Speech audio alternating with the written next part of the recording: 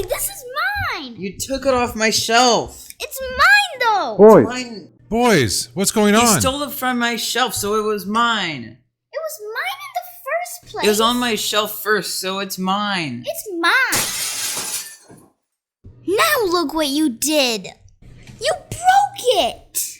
Only the case is broken. My collector figure is still fine.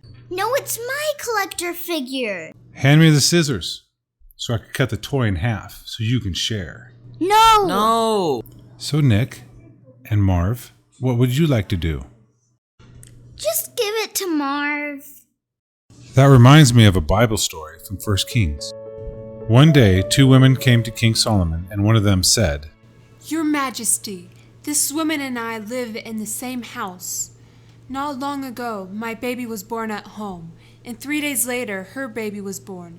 Nobody else was there with us. One night, while we were all asleep, she rolled over on her baby, and he died. Then, while I was still asleep, she got up and took my son out of my bed. She put him in her bed. Then she put her dead baby next to me. In the morning, when I got up to feed my son, I saw that he was dead. But when I looked at him in the light, I knew he wasn't my son.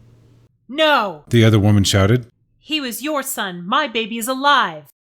The dead baby is yours. The first woman yelled. Mine is alive. They argued back and forth in front of Solomon until finally he said, Both of you say this live baby is yours. Someone bring me a sword. A sword was brought, and Solomon ordered, Cut the baby in half. That way each of you can have part of him. Please don't kill my son. The baby's mother screamed. Your Majesty, I love him very much. But give him to her. Just don't kill him. The other mother shouted. Go ahead and cut him in half. Then neither of us will have the baby. Solomon said, Don't kill the baby. When he pointed to the first woman, She is a real mother. Give the baby to her. Everyone in Israel was amazed when they heard how Solomon had made his decision. They realized that God had given him wisdom to judge fairly. I get it. Sorry, Nick. The figure is really yours. Will you forgive me, Nick, for claiming it's mine? Sure, Marv, I forgive you. I love you, Marv. I'm glad you're my brother. I love you too, Nick. It warms my heart to hear that, boys. Nick was willing to give up his figure in order for it not to be destroyed, just like the baby's real mother was willing to give up her baby so that he would not die. It was her love for her child that drove her to this decision. The wise King Solomon knew it was her child because of her willingness to sacrifice being with her baby so that the baby was safe.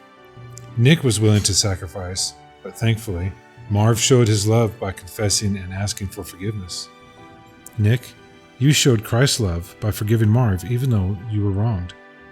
Romans 12 talks about loving each other as your brother and honoring them more than you do yourself. I'm so glad to see that in the end, you both have demonstrated that.